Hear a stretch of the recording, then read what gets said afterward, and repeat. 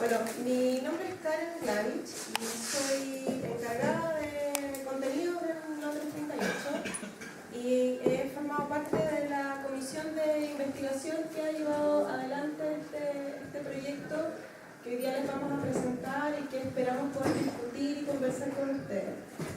Tiene dos perspectivas del proyecto. Primero, territorial, ¿ya?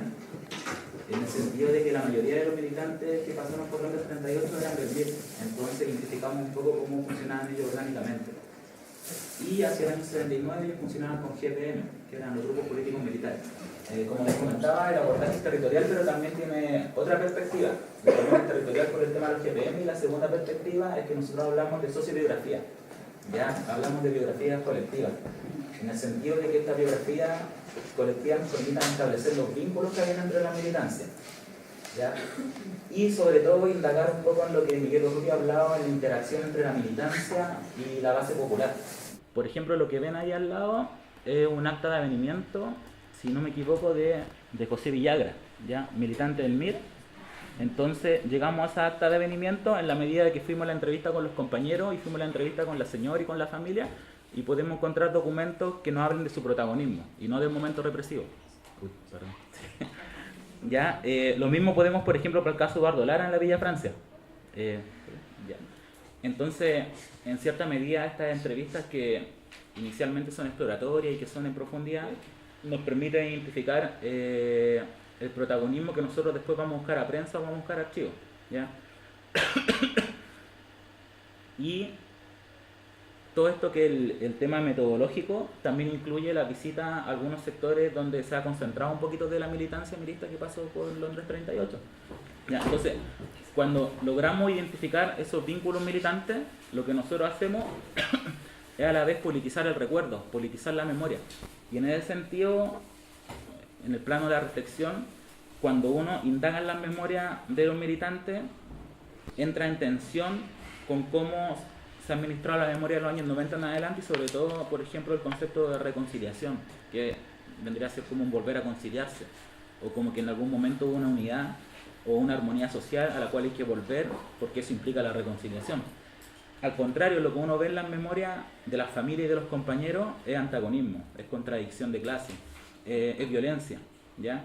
Entonces, en ningún momento se ve que el discurso de la reconciliación está en sintonía con las memorias que nosotros, bueno, aquí en el proyecto hemos hablado un poquito de memorias contrahegemónicas, antagonistas, pero yo creo que lo que más demuestran las memorias son los antagonismos de clase que también las cruzan. La memoria ha sido un instrumento utilizado por los pueblos para preservar una identidad y una historia en oposición a la historia oficial. Y por lo tanto ha sido un recurso que de muy larga data. O sea, nosotros tenemos hoy día, y Renzo, digamos, tuvo acceso a toda una teorización respecto a la memoria desde la disciplina histórica, como si eso fuera la memoria. Pero lo cierto es que la memoria es el recurso de los pueblos desde su origen y que hoy día está al servicio de la historiografía, pero que no es lo mismo, ¿ya? Y entonces esa tensión es interesante. El problema es que después del cierre del periodo dictatorial y de las dictaduras latinoamericanas, la memoria se instala desde un lugar distinto. Ahora, para instalar esta memoria desde un lugar distinto, hay tres elementos importantes a reconocer para poder entroncar, digamos, con la investigación. Primero, que en paralelo con la represión dictatorial se empieza a construir desde el propio poder un nuevo relato respecto a lo que debe ser la democracia. Y esa democracia que se piensa durante el periodo que se está construyendo, se está generando la represión y la dictadura, es la que se impone posteriormente. Y sobre esos márgenes de democracia se piensa el pasado también. Lo segundo es que ocurre también en este periodo un quiebre epistemológico que permite criticar la historia desde la perspectiva positivista y permite la incorporación de otros recursos para la construcción de historia. Eso implica que la memoria penetra en la historia y en la historiografía y en la historia social, pero esa memoria penetra en la historia oficial con ciertos márgenes que manejan la memoria. Y eso implica que aquellos sujetos que han detentado la memoria y que la han usado pierden su uso, porque ahora captura la memoria, la historia oficial y la historiografía. Y tercero, que ocurre en este periodo, digamos, pero no, y antes, digamos, en Europa, desde la Segunda Guerra Mundial en adelante, una museificación de la memoria. ¿Ya? La memoria se instala en lugares, en museos, en sitios de memoria. ¿Ya? Eso entonces nos plantea problemas, y creo que espacios como este están enfrentando ese problema. ¿Ya? Y por lo tanto me parece que en ese sentido, ¿cierto?, este trabajo es un tremendo aporte y eso, digamos, te felicito por eso. Entonces lo que quería comentar hoy día tiene que ver fundamentalmente con dos ejes, ¿no? Uno con un poco lo que decía Karen acá, como por qué es importante en un contexto como el nuestro y desde los espacios organizativos que estamos construyendo, reconstruir una memoria de lucha, de resistencia popular, ¿no? Como decías tú mismo, Renzo, ¿no? Como ese proyecto histórico que queda trunco y desde el cual muchas hoy día nos reconocemos como pertenecientes a él.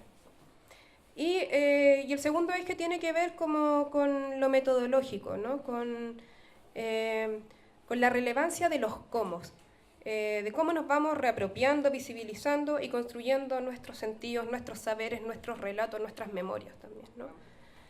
Y respecto a lo primero, como por qué es importante en un contexto como el nuestro recuperar estas historias, precisamente porque no es un ejercicio del pasado, no es un ejercicio arqueológico en un sentido burdo, sino que es precisamente lo que nos permite construir un presente y proyectarnos al futuro, ¿no? Yo diría que el resumen de esto es la idea de que hay que rendir honor y gloria a los héroes de los pueblos que luchan, porque ellos son la verdadera historia.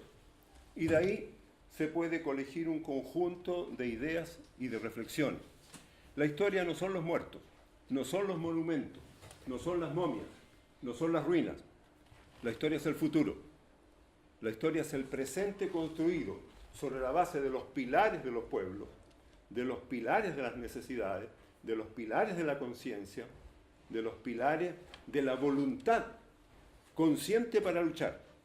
Para el caso específico, creo yo, de esta investigación, en la medida en que no abarca necesariamente a los sobrevivientes, sino que más bien a estas 98 personas, lo que hemos querido hacer es, no sin discusiones internas, por cierto, incluir esta idea del protagonista como una manera también de problematizar el que solo aparezca el enunciado de víctima, que es lo que en el fondo es lo más utilizado.